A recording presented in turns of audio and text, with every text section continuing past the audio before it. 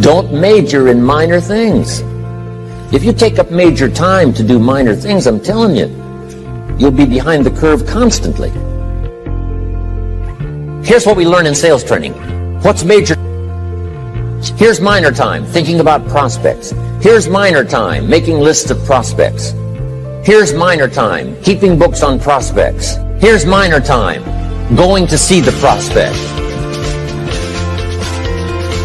Here's minor time, evaluating the prospect after you. Here's major time, in the presence of the prospect. That's major time. And if you took a look, if you're in sales and you took a look at a week, you'd say, my gosh, I'm spending 90% of my time on the minor stuff and so little time on the major stuff in the presence of. How many hours in the presence of in my day? How many hours in the presence of during my sales week? Because the time that really counts is in the presence of. Majors and minors. Here's another key time management essential. Don't mistake movement for achievement.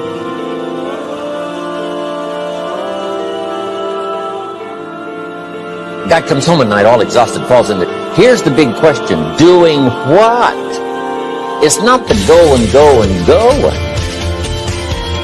Some people are going, and they're doing figure eights. Their progress is small. So don't mistake movement for achievement. Here's another one in sales we learned. Don't mistake courtesy for consent. If somebody's pleasant and they nod, you say, oh, they're going to buy. No, they're courteous. You can't mistake courtesy for consent.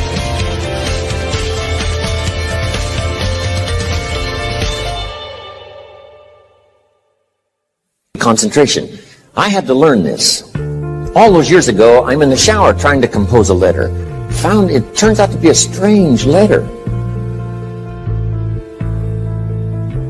Save the work till you get to the office. Save the work till you get to the work. Don't try to get to the office on the way to work. Enjoy the way, in the shower, enjoy the shower. Then go to work when you get to work. I found this to be helpful. Concentration. Learn to say no. I'm telling you, in such a social society we have now, it's so easy to try to be a nice person, saying yes, yes, yes to everything. Find yourself overloaded. Now you got to call and make the, well, gosh, you know, all the time it takes to back out of something that you said yes to too quickly. Here's what might be better. I don't think so, but if that changes, I'll call you. Little things you can use not to overcommit yourself. My friend Rohn Reynolds says, don't let your mouth overload your back.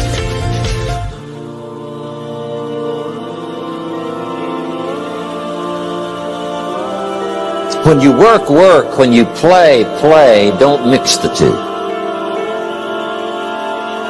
Don't work and play. I used to take my family to...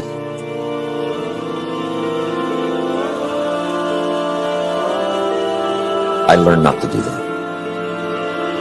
Or at the beach, I'm saying I should be. Now my family's upset. Because I'm at the beach and I'm thinking office, office, office. Now when I'm at the office, I'm thinking what? I gotta get my family to the beach, the beach, the beach. So things are not going too well at the office because I'm thinking beach, and things are not going too well at the beach because I'm thinking office. Here's what I learned to do. At the beach, be at the beach. At the office, be at the office. When you work, work. When you play, play. Don't mix the two. Don't work at play. Now here's one of the most important ones. Don't play at work. Work is too serious. It's not a good one. Yes, there's time for some pleasant stories. Yes, there's time for a little humor. Yes, best if it's a happy office, of course. But I'm telling you, you got to be serious about work, because you're parting with a piece of your life for the work you do. Your work costs you a piece of your life. Here's what it's called. Serious business. Not grim, not unhappy, but serious.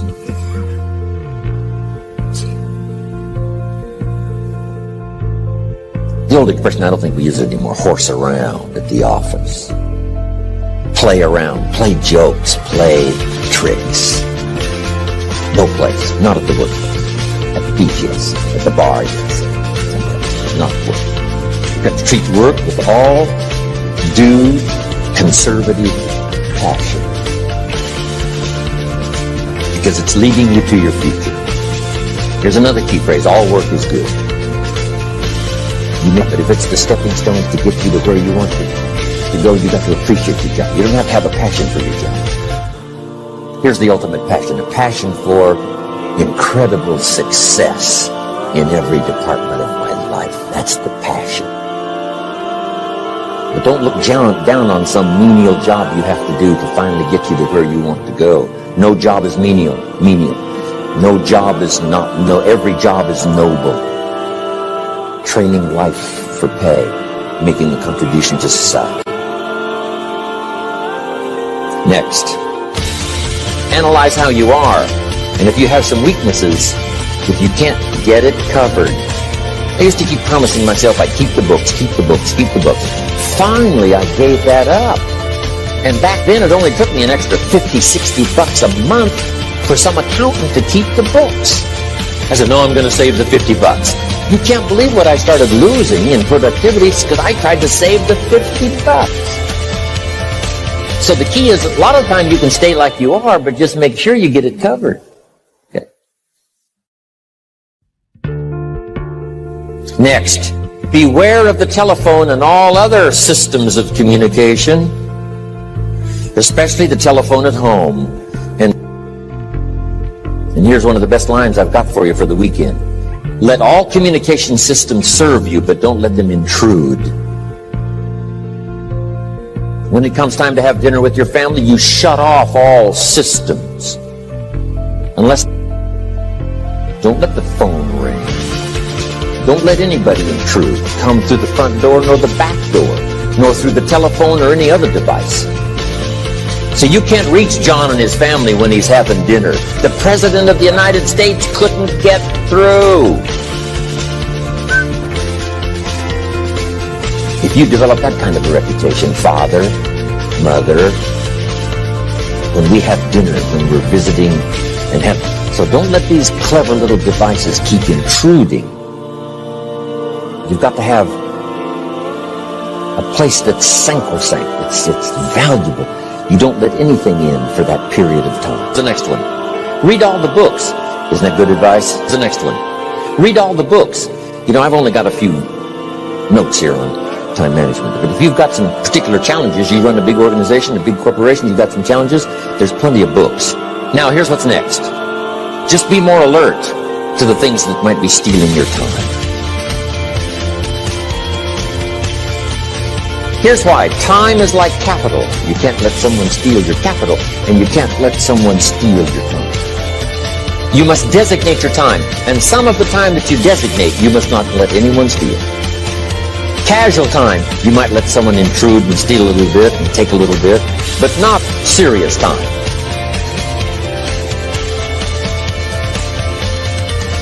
Next, one of the great time management savers is to sometimes you talk to somebody for an hour, and then you ask questions and find out if you would have asked those questions up front, you could have saved yourself an hour. Asking questions up front helps. But if you just launch into some discourse, you might waste 30 minutes, waste an hour, when here's what you should have been talking. After you finished an hour, you say, John, what's really the problem? He said, well, see, that's what you should have been talking about this whole hour. Some ways to think on paper. One, we've covered one.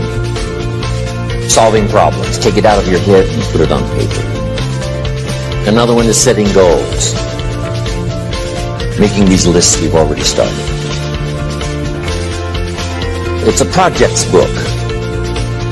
Each person you're working with and each project you're working on, get a loose leaf binder and a tab and some pieces of paper behind the tab, and do a little continual summary of how it's going between you and that person and between you and that project.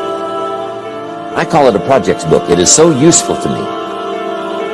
But what's going on between you and this person? When you last got together, what did you talk about? And you got a few notes there. Here's what we talked about the last time we got together. Now when you get together again, you can review that so you'll know better what to talk about. When the president gets ready to travel and he's going to meet some important people, guess what they bring him? All these briefing books. Right? The last time you were with Khrushchev, Kennedy is informed. Here's what he said and here's what you said. Kennedy said, oh, that's right. I need to remember that. If a person is important, it's worth a little running account. You might even have a project book for your children. Here's what's happening between me and my child.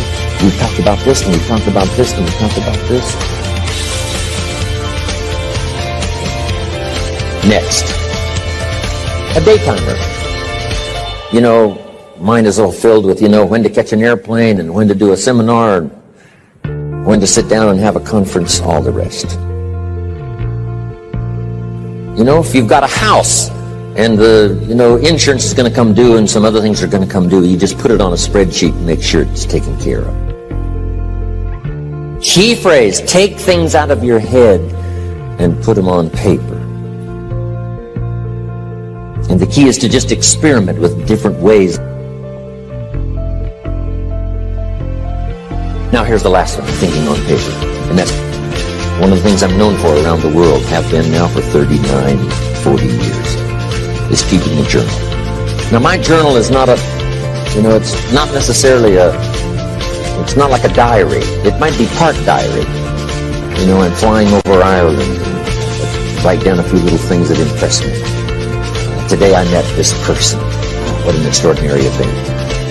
Today conducted this seminar in Rome. 1,000 people stood up and sang for me. I've got a little bit of a diary in there. But here's what primarily your journal is for. Collecting good ideas. A journal is to collect good ideas on your health, good ideas for your business, good ideas for your future, good ideas for time management. Because I used to take notes on pieces of paper and torn off corners and backs of old envelopes and restaurant placemats. And I threw all this stuff in a drawer. It did not serve me well. I finally learned to get a bound copy, right? And just keep a journal. Right? If I was here, I had my journal, I'd be taking notes, right? These 2 days in my journal. Now, if you're caught without your journal, you just take the notes. When you get back home, you put those notes in your journal, throw the paper away. Because we don't usually go through paper to review. But see, my journals now make up a significant part of my own library. My journal's all reserved privately for my children and my grandchildren. Can you imagine what I've collected over the years? It's unbelievable. I think you've already got those notes, right? Here they are. Number one, your pictures. Don't leave the event unrecorded. It takes only a fraction of a second to say, here's who I was with. When I travel the world, right? We take all these pictures. And here's one of the gifts. People send me the pictures they took of me and them. It's part of the treasures I have on the farm. A picture's worth 1,000 words to describe the scene, the emotion, what happened. Say, wow, this was an extraordinary day for me when I met these people. Here's what they told me happened to them when they went to my seminar 10 years ago. The drama comes back if you've taken the pictures. It's one of the treasures to leave behind when you go. Remember the old photographs that we have now of, 100 years ago, 70, 80 years ago, just a few photographs? What would it be like if you had thousands of photographs of the past, of your history, your mother, your father, grandparents? So, change all of that now for your children. Leave all your photographs as a record.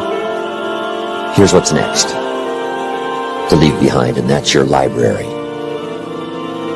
The books that changed your life, the books that changed your health, the books that rescued you from oblivion, the books that you passed on to other people, they were so exciting for you, the books that made you financially independent, the books that developed your leadership, the books that gave you wisdom to ponder when things were tough, the books that got you through the winter, the books that helped you to plant in the spring and harvest in the fall. What a treasure to leave behind. If you do that, here's what's for sure. Your books will be more valuable than your furniture.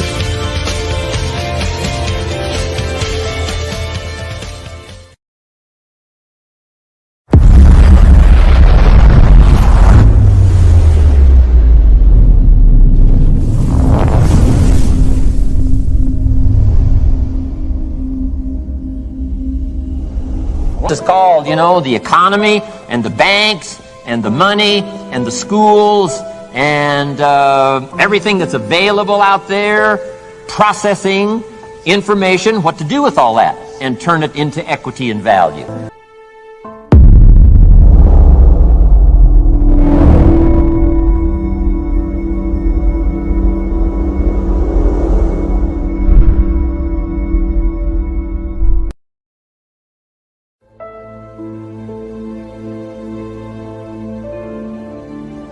Self-reliance is basically counting on yourself, taking responsibility for whatever happens to you, knowing that you have consciously made the decisions that are now affecting you, knowing that what is happening now, today, is the direct result of your activity, what you did yesterday. Now, being self-reliant doesn't mean you can't work with others or trust others. Self-reliance means counting on yourself, trusting yourself, being confident with yourself, being responsible to yourself, trusting your own instincts, trusting the conclusions that you have developed from your study of experiences and philosophies, taking the credit that is due you, learning from the mistakes that you have made, being self-reliant. Gestalt psychologists give an example of being self-reliant. They say that you're responsible for getting caught in the rain. They say that by deciding not to carry an umbrella every day, you have made the decision to endure an occasional drenching. Translation? By not being prepared, you make the choice of getting caught in some of life's unpleasant circumstances. Be they rain, failures, economic losses, relationship losses, professional losses, personal losses. By not being prepared, thinking ahead, it's your choice. Now here's the other side of it. By being prepared, you increase your chances of success. You increase the likelihood. By being prepared, you increase your chances of success, of seizing opportunities when they come your way, of being ready within yourself to take advantage of once-in-a-lifetime situations. Some people tend to blame others for their mistakes, blame others for their failures. Somebody says, it's not my fault the report isn't done, so-and-so didn't do their part. Of course it's your fault. It's your report too. It's your responsibility to see that everyone you delegated work to does their part. Now, you can't control what others around you do, but it's in your own best self-interest that you stay on top of things, especially if it's going to affect your future. You think your boss cares that John didn't do his part? You think he sees John as the bad guy? Of course not. All he sees is that the report isn't done. Bottom line, be responsible for the things that affect you.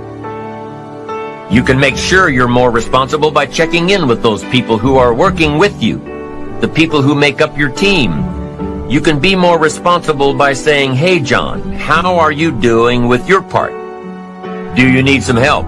Can we put somebody else in here to help you finish? Now if John consistently doesn't handle his part, you've got to replace John. If he isn't doing his share, you've got to find somebody that will. Or what? It will negatively affect you. You can't wake up in the morning that the project is due hoping and wishing that John has done his part. No, you've got to be responsible because it's going to affect your career too. Now, my approach to my better future very early on in my career was to just go through the day with my fingers crossed. And I used to say something like, I sure hope things will change for the better. Then here's what I found out. They're not going to change. Somebody says, well then, how will my life ever change? Answer, when you change. When you change, when you get better, it'll get better. If you change, it'll all change. Don't put it on someone else. Hope that someone else will change it for you. Take responsibility for yourself. Take personal responsibility. You can't change the circumstances or the seasons or the wind, but you can change your reading habits. You can change whether or not you go for the skills, burn the midnight oil, turn yourself around, multiply your value by 2, 3, 5, 10. That you've got charge of. That you have control of. You don't have control of the constellations, but you've got control over whether or not you go to night school, take adult classes, learn some new skills. You have control over that. And if you don't, that's your fault. You've got to take personal responsibility. You've got to be self-reliant. Nobody else can change your life, alter your ambitions, pave a golden road for you. But you can. It's up to you. Be responsible for yourself. Learn to reap the harvest without complaint. This is a sign of growing maturity. And here's where it comes from: taking full responsibility. Take full responsibility for everything you do. Be responsible to yourself. It's your crop. Whatever your paycheck is, take full responsibility. You say, well, it's my employer. No, it's not your employer. You can become twice as valuable, 3 times as valuable. Burn the midnight oil, learn some more skills, bring more value to the marketplace. I'm telling you, whatever your harvest is, take it without complaint. Whenever you prepare correctly, taking all of the steps you're supposed to take, doing everything in your power to stay on track, whenever your preparations lead to success, achieving your goals, you reinforce the disciplines that got you there. Success leads to reinforcement of the proper disciplines. If what you're doing is working, keep doing it. If what you're doing isn't working, change it. How can you isolate what's working for you and what isn't? How can you make sure that you are reinforcing your positive disciplines? Well, if it isn't apparent, easy to see right away, if what you're doing is happening in such small increments that you're not sure if you're on track, then you need to be writing it down. You need to keep a journal anyway. But if you really aren't sure that what you're doing is making measurable progress, you need to keep a written record. You need to write down everything that may be relevant in your day. What you did, who you saw, what you felt, how it may or may not affect you now and in the future. The best way to track your activities of the day is to write them down. The best way to track your activities of the week is to write them down. The best way to analyze your progress through the year is to have written it down. Why? So you can look back on it. Because by keeping a written record of your life, you will be more accountable. By putting into writing the action steps that you have planned, you will easily see what works and what doesn't. Most people just try to get through the day, never writing anything down, never keeping track of their progress along the way, never really knowing if they are doing all they can to reach their goals, to drive their ambition. But gifted people learn to get from the day. They don't let a day end without picking up some valuable experience, some emotional content, some idea that may positively affect their future. To get the most from a day, to learn the most from a day, you need to be able to reflect on the day. And how can you reflect on a day unless you record it in history? How can you possibly reflect on a week unless you can look back and analyze it? How can you learn from past mistakes and bask in the past successes unless you write it all down? There's something magical in writing out a problem. It's almost as though when you start writing it out, you start figuring out ways to make it work. Perhaps the magic is that when you write it down, you can now be objective. You can start to see objectively where you fit into the picture. You can start to see if you are being responsible, if you are being self-reliant. You are pondering it. You are trying to figure it all out. The fact that it is now on paper actually creates a space between you and the problem. And in this space that you have created, now solutions have room to grow. You see, writing about events that occur helps you to understand exactly what is happening. When we describe life to ourselves only in our minds, our imaginations tend to feed back false information about how things are, distorted information. Sometimes our creativity can create scenarios that really don't exist at all, if we keep the information just in our mind. But by writing it all down, we now can become more factual, more accurate, more realistic, more logical. And then as we reread what we have written, we create a new picture in our mind. And once we see things as they are rather than how we think they are, we can see our way to make them better. It's all part of being responsible. It's all part of seeing things objectively in order to fully understand the steps that we must take to make things better. Let's take a few minutes to talk about the importance of knowing yourself enough to be your best cheerleader. You know, when you thought you were doing what you were supposed to do and were misinformed, the times you thought you had it all laid out and it just didn't work, the times when you burned the midnight oil day after day and it didn't seem to help, it didn't seem to change the end result. These are the times that you have to rely on your own self-encouragement. And there are two ways to use self-encouragement. Number one, take responsibility for the missed opportunity or the misrepresentation. Learn from the fact that even though your client wanted it one way and you presented it the right way, it didn't work. Be prepared for the letdowns that happen every so often. Know that this lost opportunity just sets you up better for the next one. Realize that you can make the necessary alterations next time. Make the changes that will make the difference. Study your mistakes and learn from them. Don't dwell on the mistakes. Acknowledge them. Learn from them. Encourage yourself that you're smarter than your bank account leads you to believe. The second way to use self-encouragement, remind yourself that you're bound to get better. Don't get down on yourself. Don't beat yourself up. It's the next opportunity that matters, not the last one, the next one. Now, the last one matters only in that you must learn from your mistakes. But the next one gives you the opportunity to show that you have learned from your mistakes. You can do it better next time. You just have to practice, practice, practice. Keep trying. Keep trying until what? Until you've got it down. If you figured out what went wrong last time, then you know how to make it right next time. If you figured out what it was in your presentation that didn't work, don't say that next time. If you figured out that the reason you didn't close the deal this time was because you didn't have all the facts and figures in place, have all the facts and figures in place next time. Don't beat yourself for messing up. Pat yourself on the back for figuring it out. You need to encourage yourself. You need to pump yourself up.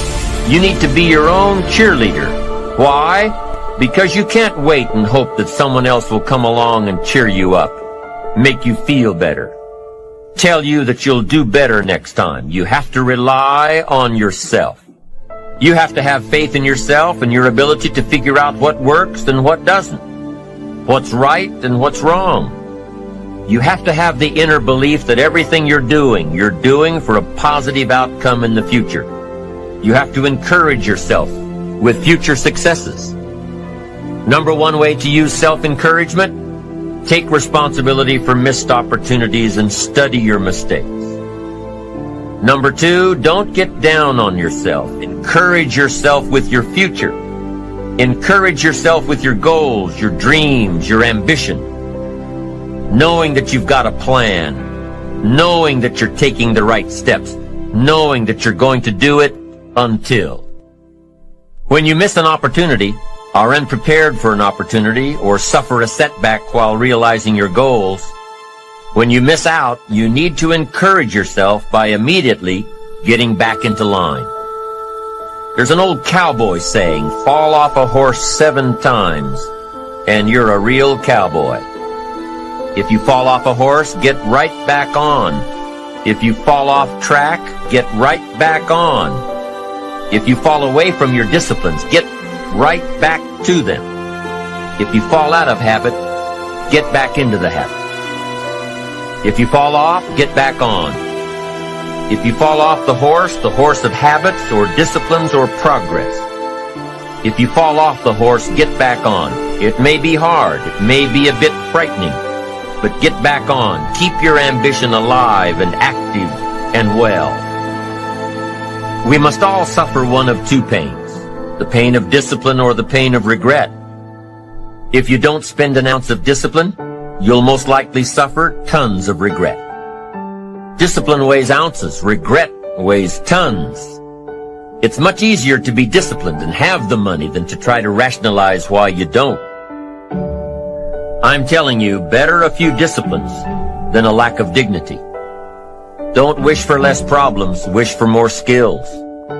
Don't wish for less challenge, wish for more wisdom. Don't wish for it to change out there. Develop yourself to the point that you can truly and totally rely on yourself.